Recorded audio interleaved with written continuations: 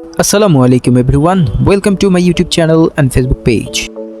10 দিনের ছুটিতে ঢাকায় গিয়েছি, আর মাওয়াতে যাব না ইলিশ খেতে তা তো হয় না। তো যে কথা সেই কাজ, মাওয়াতে চলে গেলাম ঠিক রাত 11:30টার দিকে পুরো পরিবার নিয়ে।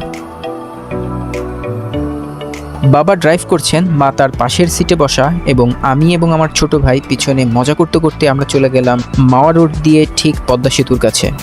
পদ্মা সেতুর পূর্ব পাশটা হচ্ছে মাওয়া ঘাট এবং পশ্চিম পাশটা হলো জাজিরা। আমাদের মেন ফোকাসটা ছিল আমরা মাওয়া ঘাটে যাব, ওখানে পদ্মার ইলিশ খাবো এবং কিছুটা সময় কাটিয়ে আবার ব্যাক চলে আসব। মাওয়ার ইলিশ মাছ খাওয়ার আগে মাওয়া ঘাটটা একটু ঘুরে আসলাম। নদীর পাশ থেকে দূর থেকে দেখলাম পদ্মা নদী, খুব সুন্দর লাগছিল দেখতে। পরিবার নিয়ে কিছুক্ষণ সময় কাটালাম, এরপরে আমরা চলে আসলাম মাওয়া ঘাটের ইলিশের রেস্টুরেন্টগুলোর কাছে।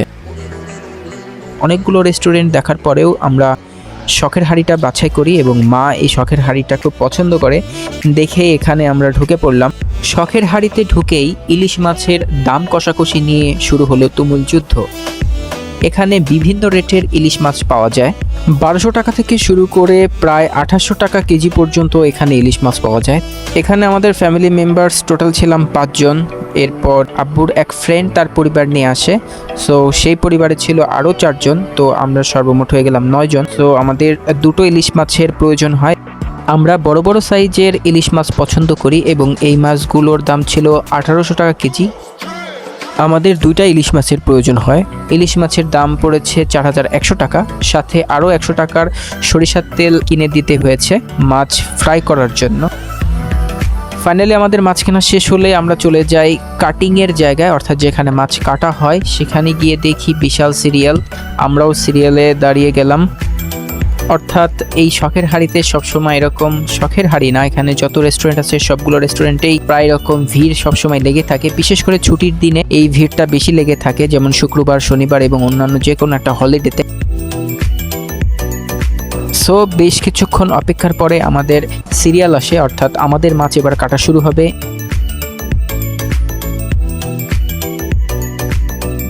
অ্যান্ড ফাইনালি আমাদের মাছ কাটা শুরু হয় এবং মাছ কাটার ভিডিওটি আমি করছিলাম। খুবই সুন্দর লাগছিল দেখতে।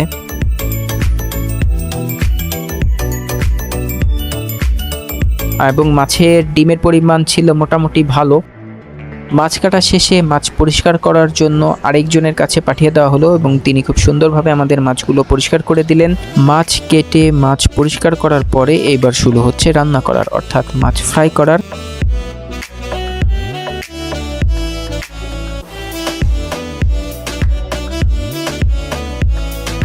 কড়াইয়ের উপরে আমাদের মাছ ভাজি করা দেখতে আর সহ্য হচ্ছিল না, মনে হচ্ছিল ওখান থেকে নিয়ে খেয়ে ফেলি।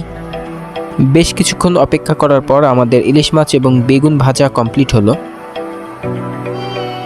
ইলিশ মাছ ভাজা, বেগুন ভাজা এবং লেজ ভর্তা কমপ্লিট হওয়ার পরে আমরা চলে গেলাম আমাদের ডাইনিং টেবিলে। এরপরে শুরু হলো আমাদের রাতের খাবারের পর্ব।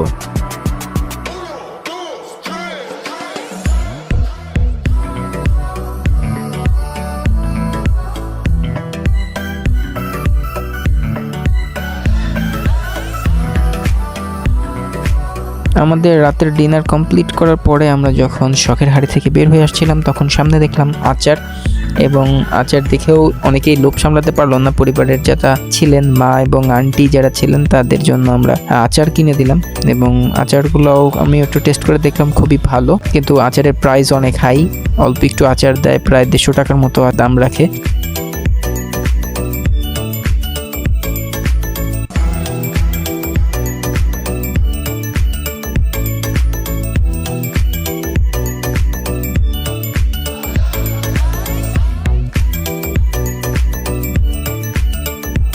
এরপরে আমরা বেশ কিছুক্ষণ শখের হাঁড়ি রেস্টুরেন্টের বাইরে ছিলাম, ওখানে বেশ কিছুক্ষণ ছবি তুললাম, আড্ডা দিলাম